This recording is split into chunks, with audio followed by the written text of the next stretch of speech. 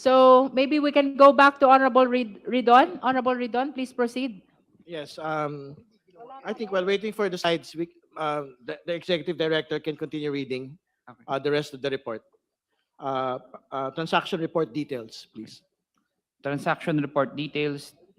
Transaction composition is largely driven by credit memos, 1.41 billion, debit memos, 1.3 billion, and fund transfers, 521 million in 521.86 million, followed by time deposit pre-terminations, 218.74 million, and miscellaneous transactions, 209.29 million. Other notable transactions include time deposit placements, 109.15 million, and time deposit payments, 109.15 million, as well as withdrawals, 62.79 million, and check deposits, 48.33 million. Madam Chair, just a manifestation. May proceed. Madam Chair. Ah. Madam Chair, it's hard to dissociate transactions from bank accounts. Kasi ang binabanggit po ng AMLC are deposits, actual withdrawals, actual payments which pertain to bank transactions. So it's very hard to separate bank transactions from bank accounts. That's my manifestation, Madam Chair. Your manifestation is noted.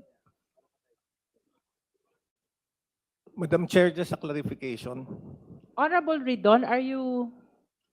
We will wait first for the No, matrix we can actually before you proceed. proceed. We can actually proceed, Madam Can Chair. we please allow first Honorable Ridon to finish with his clarificatory questions? Thank you, Madam Chair. I think we can dispense with reading the table. We can proceed to number 5. Meanwhile, insurance-related transactions, including sell life insurance policy, 43.42 million, and purchase of life insurance policy investments, 20 million, are also present. Notable movements alongside purchase of checks, 20.03 million, loan payments, 18.23 million, and encashments, 15.10 million. Smaller value transactions include loan pre-terminations, check clearing, loan availments, cash deposits, collections, bills payments, credit card payments, bond purchases, salaries, pension credits, inward remittances, and credit card purchases. Before proceeding with number 6, can you clarify po yung difference ng inflow transactions, because this is the subject of the next paragraph, versus the total transactions, which you had previously read for the record? What is the distinction between inflow transactions and the total amount of transactions? Honorable Ridon, if I may interrupt, the table is ready to be flashed. Would Sige you- po. Okay. Secretariat, please flash the matrix that is in accordance with the manifestation of the Honorable Ridon. Cash or bank deposit as declared in the SALN vis-a-vis transaction in the AMLC report vis-a-vis the total net worth likewise in the SALN.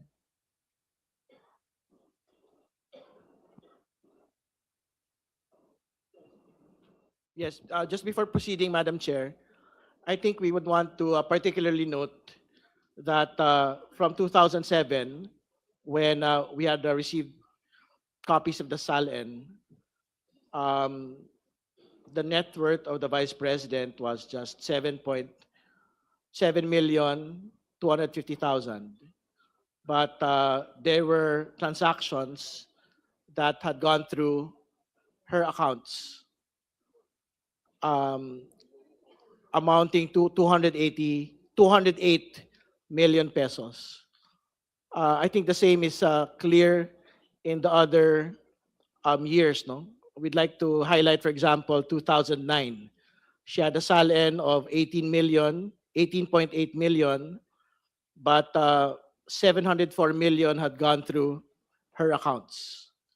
We'd like to state for the record as well, 2010, net worth of 16.2 million, but the transactions going into her accounts was 648. 648 million. For 2011, 14.2 million, but transactions going into her accounts were 597 million. Grabe. For 2012, Hindi net nag- worth is hindi 22.1 nagtutugma. million, but going into her accounts in 2012 was 407 million. I Bistado. think the same is true in other years, Madam Chair. It is just a bit smaller, but it speaks to the clear disparity from what had been Tama. stated in the Discrepancy. year-on-year Salens net worth of the Vice President, Madam Chair, just for the record and before proceeding. Madam Chair. Confirm from the AMLC. With regards to your reported transactions, does it mean cash transactions? It's Not- just a yes or a no, No, no, not only cash transactions. not necessarily cash. Honorable Ridon, are you finished with your? No, we will deal with the rest Let's of the allow report. him to finish first, and then I will call you Honorable We will deal Suntay. with the rest of the report, Madam Chair, because this is just about VP Sara. There are two personalities in the report, including Attorney Carpio. Please proceed with inflow transactions. Number 6. Inflow transactions, a review of the identified inflow transactions shows a total inflows of approximately 1.51 billion with identified inflow activity identified only during the period 2006 to 2022. These inflows largely dominated by credit memo transactions amounting to 1.41 billion, which account for majority of the recorded inflows. Other notable sources of inflows include check deposits totaling 48.33 million, deposit transactions amounting to 45.73 million, and cash deposits of 4.95 million, while fund transfers 6 million, inward remittances 0.99 million, and salaries pension credits 1.05 million represent relatively minor portions of the total inflow.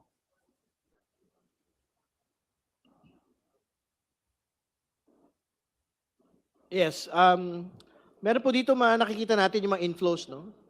Maganda po siguro we can read for the record as well kasi magkakaiba po ito, hindi po ba? From doon sa binasa ho nating nauna. Ito po yung inflow transactions. Ibig sabihin, ito yung mga pumasok na Tama. mga kaperahan sa mga accounts. Tama po ba? Tama po. Sige po. You can just read the grand total from 2006 to 2022, please. So for 2006, grand total 122,156,866 pesos and 28 centavos. 2007, 105,094,767 pesos and 87 centavos. 2008, 22,225,157.35. 2009, 372,464,396 pesos and 16 centavos. 2010, 323,282,749.01. 2011, 215,637,944.42.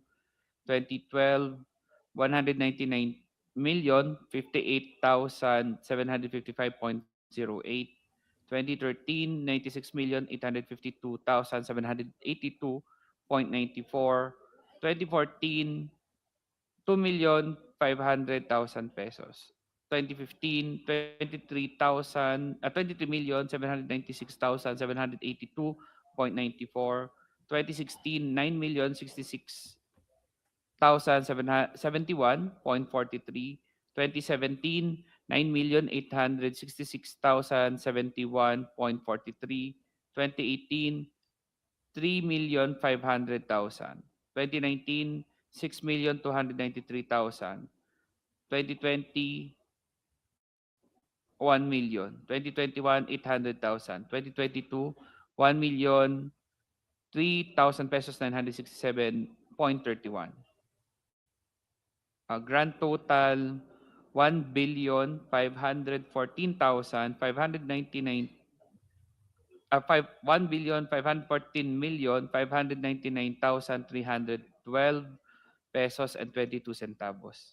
Siguro po para malinaw, Executive Director Benaventura, ibig sabihin ho ba from 2006 to 2022, ito po yung pumasok na kaperahan sa account ni Vice President Sara, 1.5 billion over the course of these years. Tama po ba? Tama po. Ngayon naman po, puntahan ho natin yung investment-related activities. Bago Madam tayo Chair. mag-proceed, labas pa ho ba ito doon sa total transactions o kasama na po ito? Kasama na po. Kasama So na. inclusive, no? Apo, inclusive po. Siguro po, can we read for the record yung paragraph 12, investment-related activities? Madam Chair, with the kind interjection Guys, of like Honorable tayo Ridon, just a sa very like. quick clarification. With the indulgence of the Honorable Ridon, okay lang ba? Yes, please proceed. Honorable Sendanya is recognized. Thank you very much, Madam Chair. Thank you very much, Representative Ridon. I'm looking at the third column in the previous table, yung pong column on check deposits. Can we flash it again? Sa mga di pa nagla-like The dyan, guys, like po inflow tayo. deposits. 100 Please plus flash. yung like natin. Out of 500 viewers, Ayan po yung 100 third column. pa lang Pwede yung po bang like. pakilagay Baka dun sa naman. mga taon ng 2019 to 2022. Ayan. 2019 to 2022. Nakikita ko po dito, tama po ba, may we request the Executive Director to please read the entries for the check deposits for 2019 to 2022. For 2019, 6,293,000. For 2020, 1 million. For 2021, 800,000. For 2022, 1,03,967 pesos and 31 centavos. Pakituloy na po hanggang 2023 and 2024. Please flash the 2023 and 2024. Wala na Wala na po po. siyang Sige katulad sa po. table. Dito lamang po sa Madam Chair, very quick observation. From 2019 to 2022, meron po mga cash deposit na na-flag sa account ni VP Sara Duterte. At ito rin po yung panahon na batay sa kanyang SALN ay walang nakalagay na entry sa cash on hand tsaka cash in bank. I agoy, just want to put that on record. Madam. We bistado. note the manifestation of the Honorable Sendanya. Sige po, we can proceed to investment-related activities. Can we read number 12, please? An analysis of investment-related transactions from 2010 to 2025 shows total investment inflows of approximately 327.89 million, significantly exceeding investment outflows of 111.15 million. Investment inflows were particularly substantial in the earlier years, with 106.64 million recorded in 2010 and 106.68 million in 2011, followed by smaller inflows in 2012, 2.43 million, and 2013, 2.99 million. A renewed period of investment activity emerged from 2018 to 2022, during which both inflows and outflows were recorded annually at nearly equivalent amounts, ranging from 18.15 million to 24.12 million. Notably, 2023 onwards recorded no investment movements, indicating a cessation of investment activity in the most year. Sige po, pasukin na po table. natin yung total na lang nito pong investment-related activities. Ano ho yung inflow nito? Can you read it for the record, please? Yung grand total, Madam Chair. Yes po. na Perhaps we investment. need to flash again the table in the cover letter. Hindi, If Honorable Let- Ridon is asking for the no, total.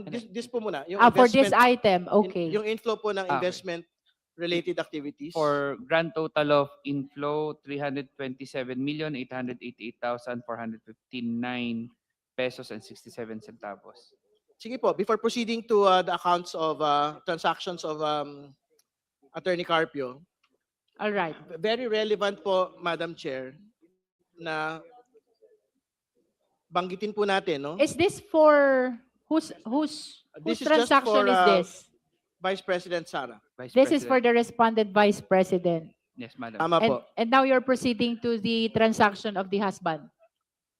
Madam Chair. Yeah, but we just wanted to summarize po for Please proceed. Vice President Sara. So to be clear, ED, ito pong total transaction amounts, no? Grand total ay 3 billion 920 million. Tama po ba? Total transactions. Vice President Sara Duterte. Based on record, 3,920,555,311.88 based on record po. Tama po. Ang susunod po yung inflows. Can you state it again for the record?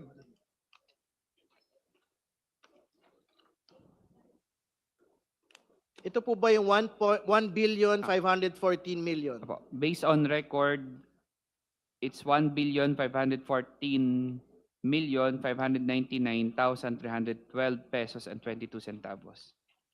At ito po ang investment-related activities. Ang total inflow po nito ay 327 million. Can you read it again, the entirety? Based on records po, it's 327,888,456 pesos and 67 centavos. Salamat po. Pinapabanggit po natin ito for the record, Madam Chair, dahil kailangan po natin ibangga ito pong amounts na ito doon po sa 88 million net worth ng atin pong pangalawang Pangulo to date. No? Ibabangga din po natin ito doon sa year-on-year na net worth ng atin pong pangalawang Pangulo mula po noong 2007. At makikita po natin dito na kahit mag-usap po tayo sa total transactions, mag-usap po tayo sa total inflows, kahit mag-usap po tayo doon sa total investment activities ng atin pong pangalawang Pangulo on her transactions, hindi ho magbabangga doon po sa kabuuan ng kanya pong net worth at 88 million at doon po sa mas maliit pa nga na mga net worth in a previous reporting. So we can proceed, Madam Chair, to the Madam Chair. transactions of Attorney Carpio. Madam Chair, before we proceed, With the indulgence of the Honorable Ridon, may we recognize Honorable Diaz Biron.